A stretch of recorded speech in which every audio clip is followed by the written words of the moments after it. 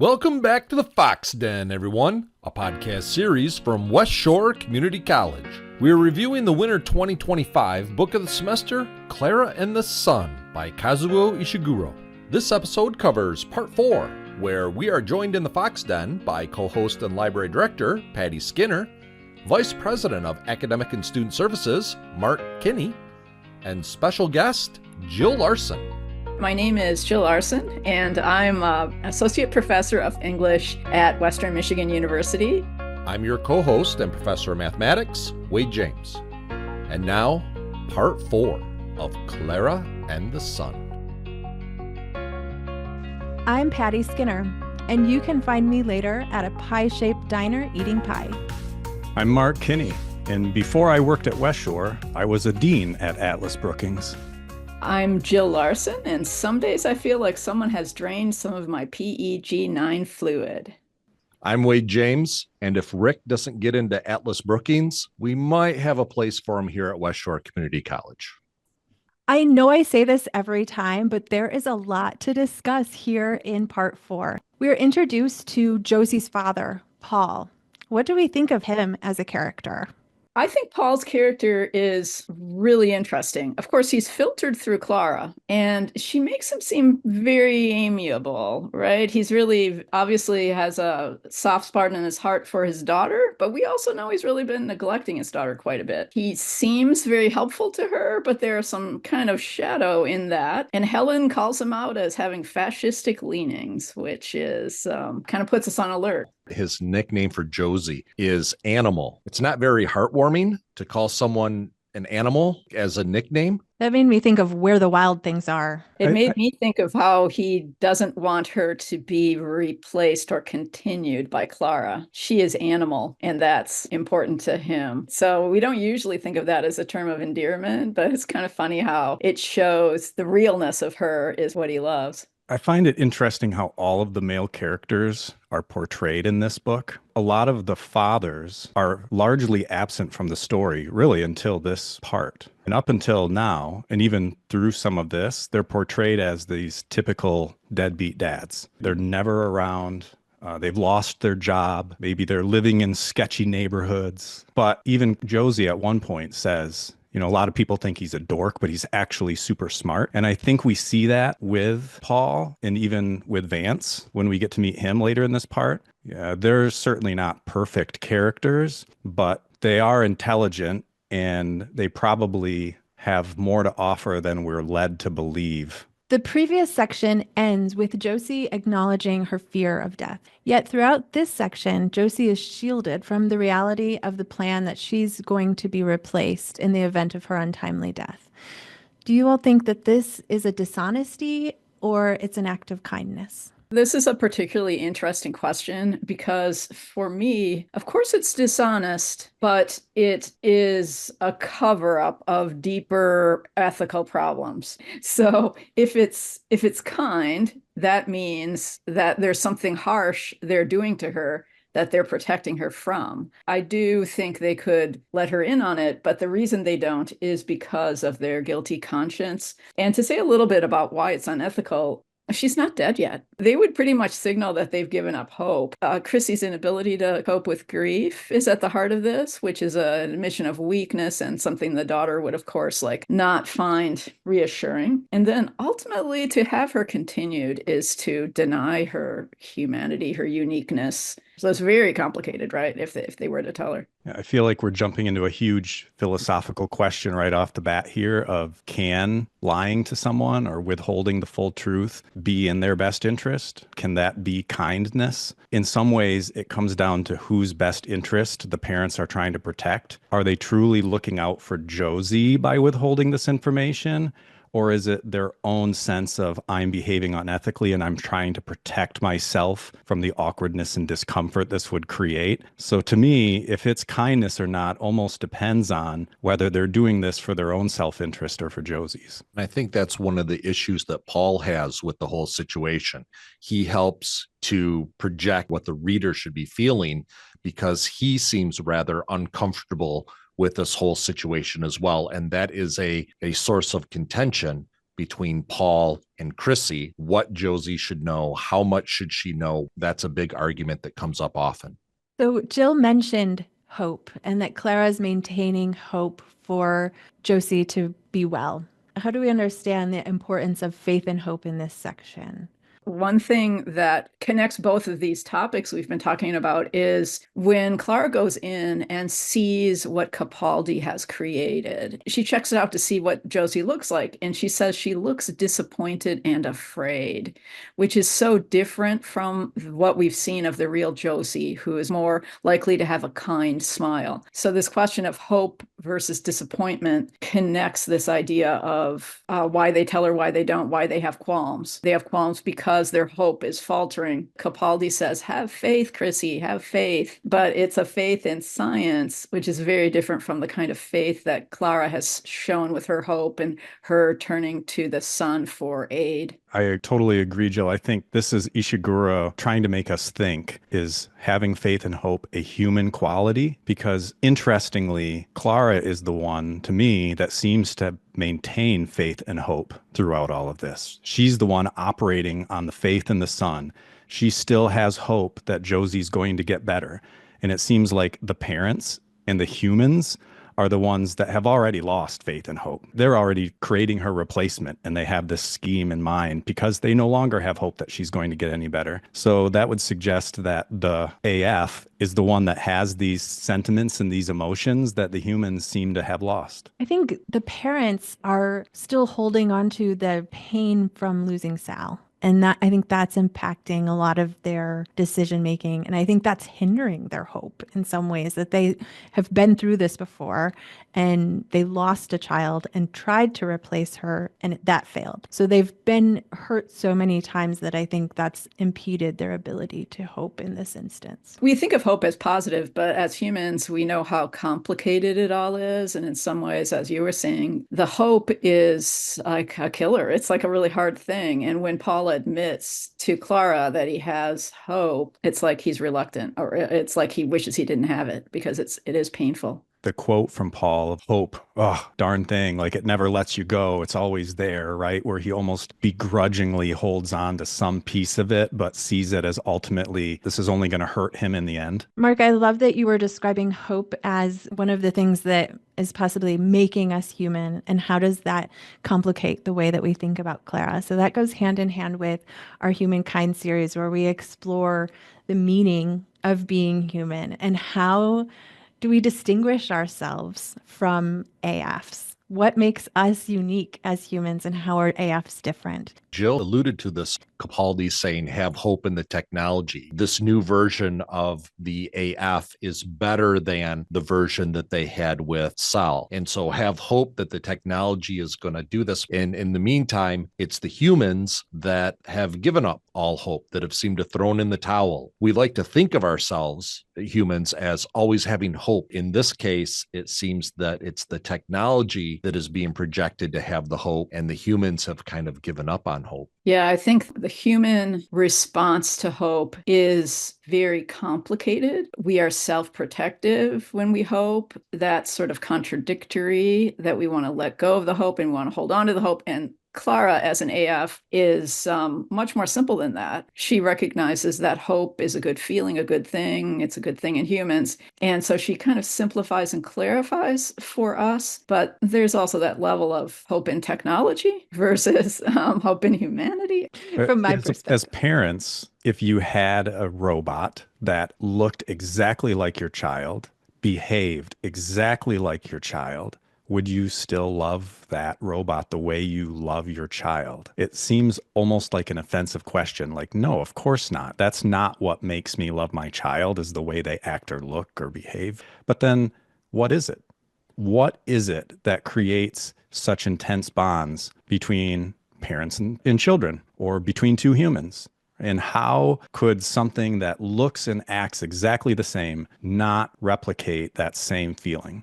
This might get us into something kind of messy, but I'm very interested in Klara and her memory and how she tells her story and how she presents it. And Paul, for me, is one of those points of skepticism. I'm wondering if he really helps her destroy the Cootings machine. She tells us that that's what taking the fluid from her does. But Ishiguro seems to plant a little seed of doubt when she says, you wouldn't do this just to disable me. And he's like, no, I wouldn't need to do this. But maybe Paul is just, this is a way to sabotage what is hurting me so much. And even if I believe she can be continued, I don't want that. I think you're exactly right. I read that as he was sabotaging the plan. And you have to be a little cynical, I guess, to approach it that way because it wasn't clear. But he's the one that even said, oh, I heard the little fizzing sound. That's the telltale sign. So Klara saw no visible indicator that this actually worked. It just seemed very convenient that Paul knew, oh, here's a solution that will disable the machine. And oh, you happen to have it on you. And oh, let me drain it for you. Paul would recognize that Klara is obsessed with this Cootings machine. And so he takes action in order to diffuse her actions of trying to destroy the Cootings machine. I think one of the things I struggle with, especially with the human characters in this book, and especially the adults, is I'm always trying to determine whether they're being altruistic or whether they're operating from completely selfish means. And we're seeing that with really every adult character, the mom and Paul. They're doing things that might appear to be altruistic. I'm trying to help you, but they're actually doing it for their own selfish benefit and gain. Typically, the only one who isn't operating that way is Klara. She's always trying to do what's best for other people, and she's always thinking before she responds about how other people will feel and receive this. She thinks her mission is to help Josie get better, but she's never really thinking, what does Klara want? It's always about, how can I help? I'm here to help. And none of the other humans in this book really seem to be thinking that way. We are all involved in higher education, and that's an important part of this society. Josie's trying to get into college, and Rick is having a little bit more trouble because he is not lifted. And the only possible university that would accept him is Atlas Brookings. What does this tell us about the importance of college in this society? I think this idea of being ready for a job and then AI comes along and your job is knocked out, which will be a very, very much a widespread reality for us in the future. I mean, I think the novel is prescient that way, really getting us to confront that reality and what it'll mean for people and how people will find ways to adjust to it. But I also think Rick knows he will potentially be okay without college. It's his mom who's like so certain that his life will be a disaster if he can't get in, and he resists her efforts to manipulate things for him. We see that the loss of Paul's career, like Jill said, has created almost another sense of loneliness for him in that he's lost that aspect of his life. In terms of the value of a university, I think it's certainly in question in this particular version of the future. Consistently, I feel like Rick is the character who has his act together more than anyone else. Rick is kind of going along with it and being agreeable and seeing it through, but it really is super important and a strong desire of Helen's. And that's just reminding me that Helen and Chrissy had a conversation that kind of asking her, well, do you regret not having lifted Rick?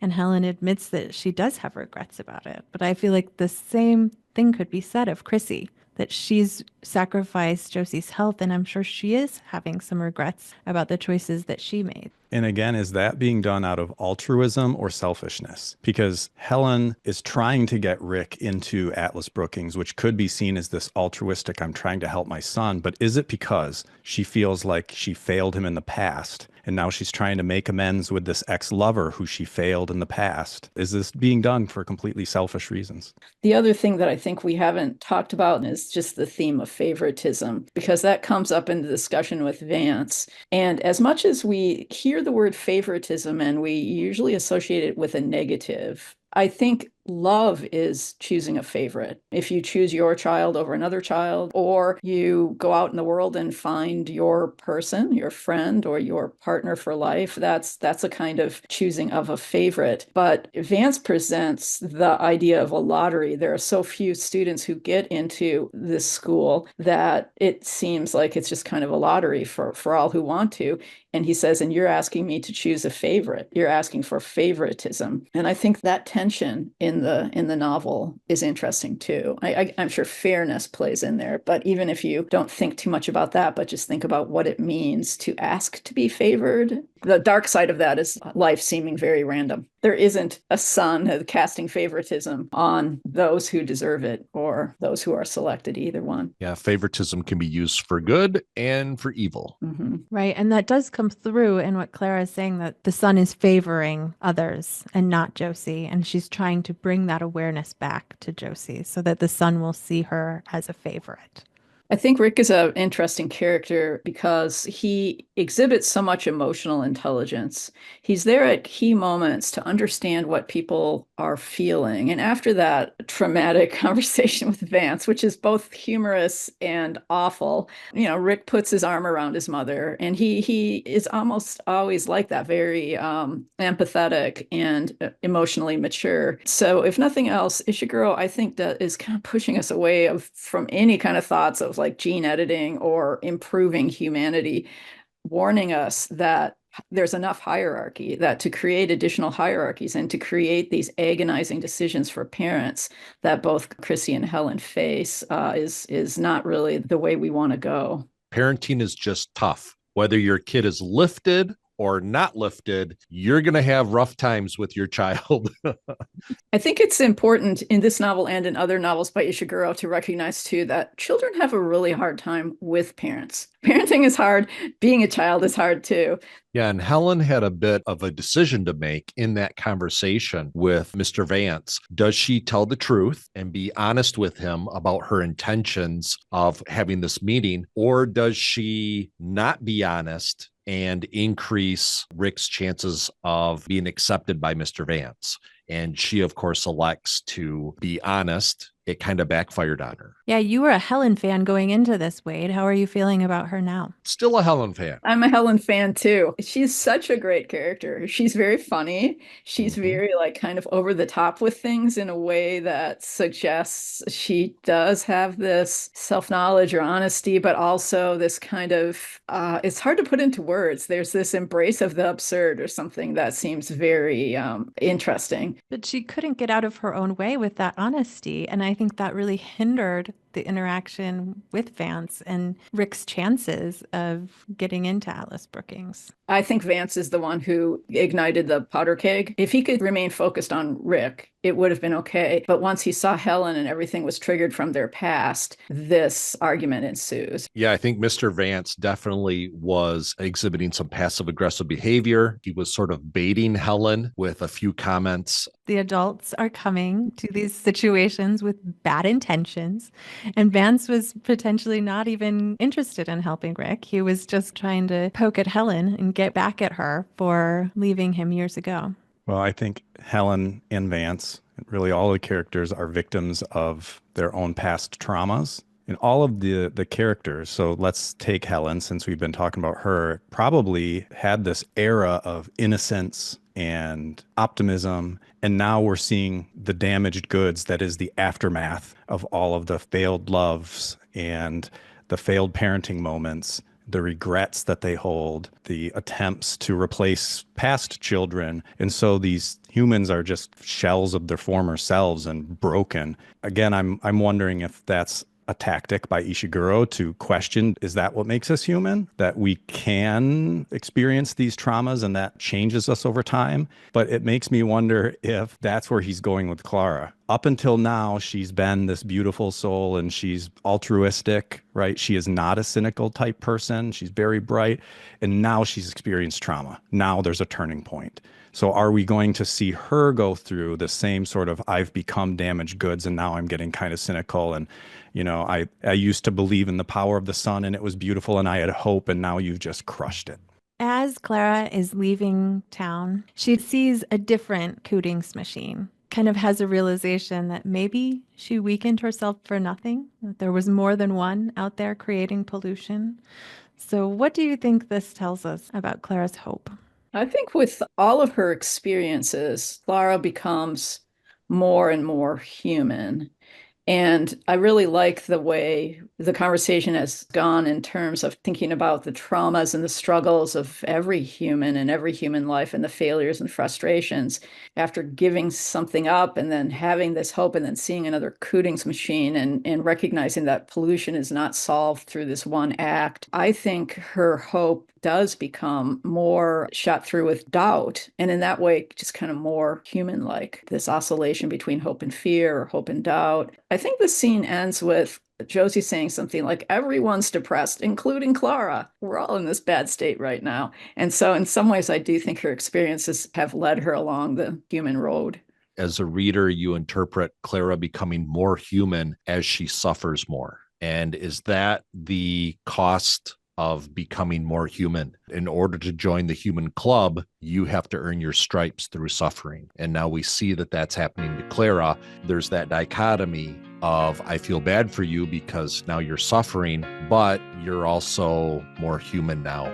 I was thinking about that earlier too, Wade, in terms of like human suffering and its ability to connect us. Like when we suffer through something together, that's one of the ways that we form bonds outside of the family. Those experiences where you struggle through something together can really bond people together. So that's what I was thinking of, that unique human experience and how that ends up making people so much closer. Yeah, and that's the paradox. You actually have to suffer through something to create those strong bonds. And many strong bonds, like you said, are created through suffering. To be human is to suffer.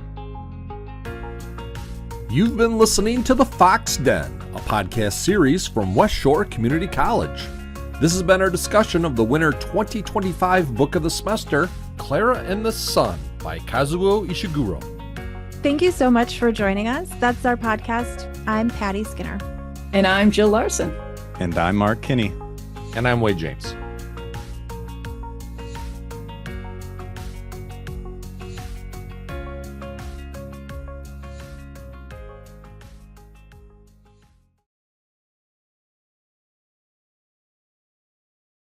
I love this conversation. It was really fun to get a chance to hear other people's views and interpretations of this novel. Wade is dropping parenting hacks. Bye for now.